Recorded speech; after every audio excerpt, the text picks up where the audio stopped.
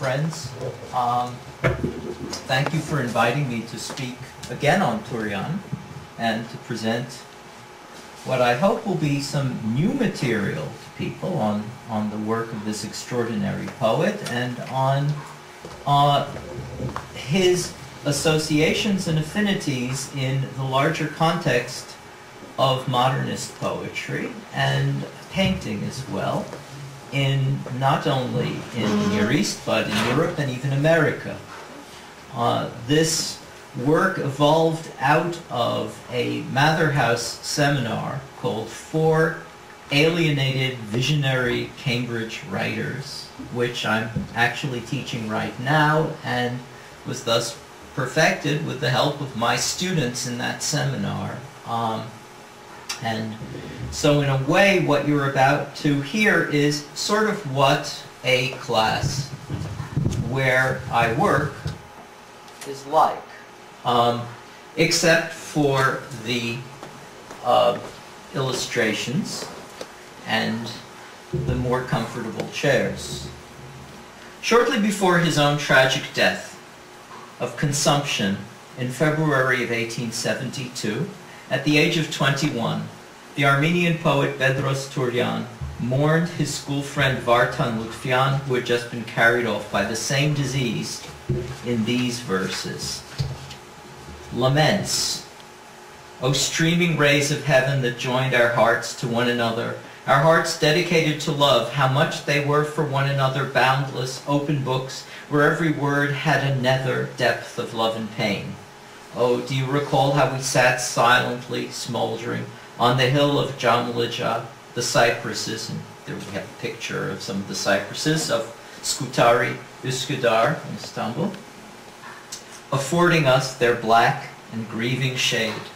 We looked upon the undulating blue of Istanbul's girdle Bosphorus, from there to the cloudless side, to our silent souls, what delight, those filaments of sky, those snowbound cumuli, oh, till dusk, one by one, they captivated our gaze. We did not speak.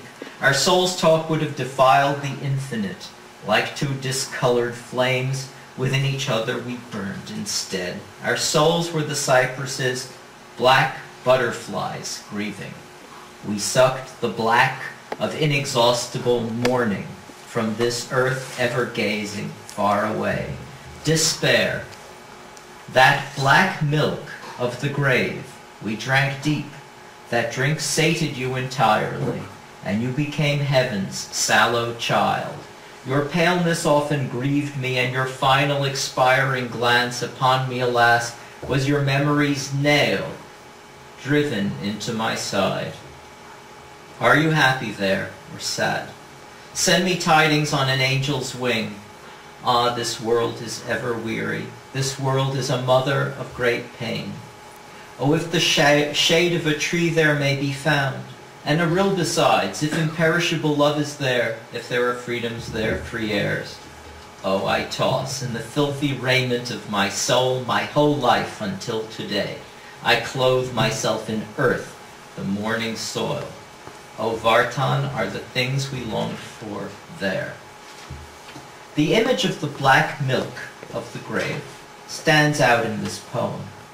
Milk has the metonymical force not only of whiteness, but of the protected, sanctified innocence of mother and child.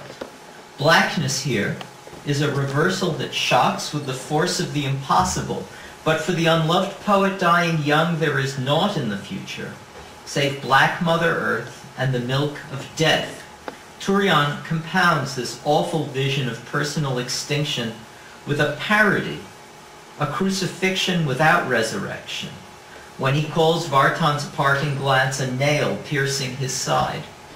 That bitter mockery of the darkest moment in the life of Christ, out of which came for his believers the greatest victory and joy, his resurrection from the dead, is echoed by another poem, Der Dunsch, Murmurs.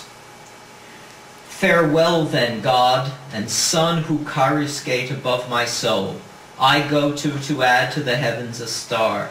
What else are the stars but unblemished and ill-fated soul's plaintive curses that wing to burn on heaven's brow?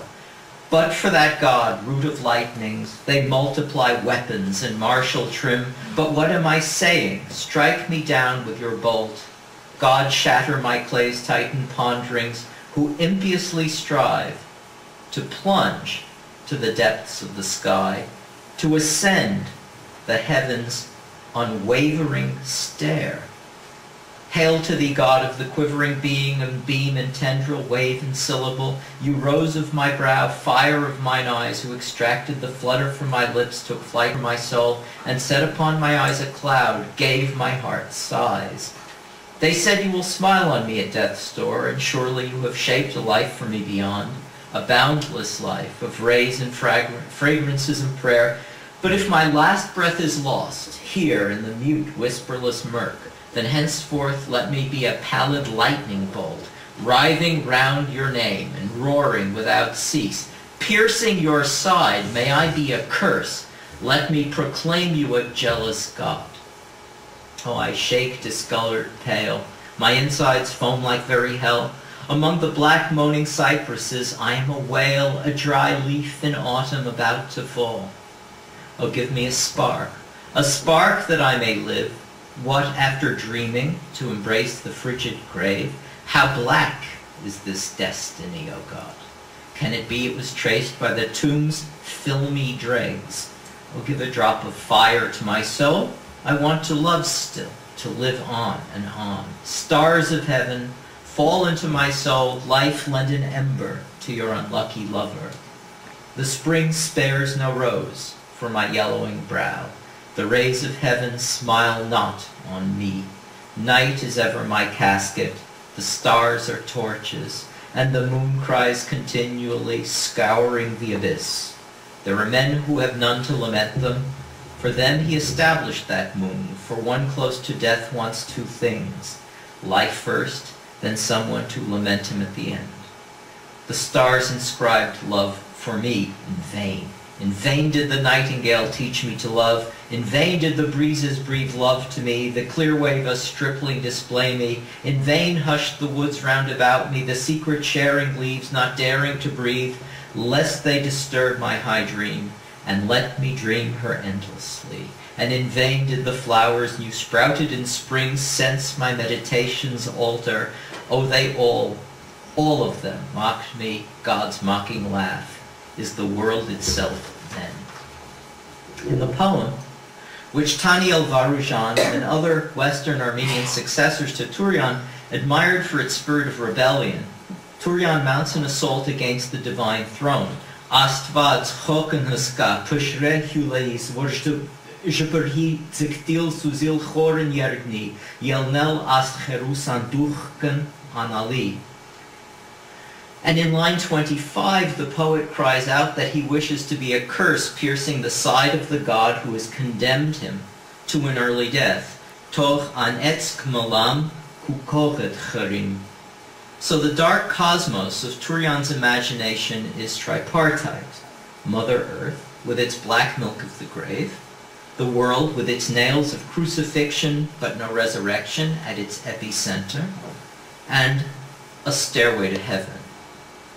Tourian wrote his lyrics at Constantinople some 2 generations before the Armenian genocide. And though they deal with personal sorrows, he was keenly aware of his people's tribulations and perilous political situation, and those circumstances probably affected keenly his perception of his fate. He devotes a number of poems to them.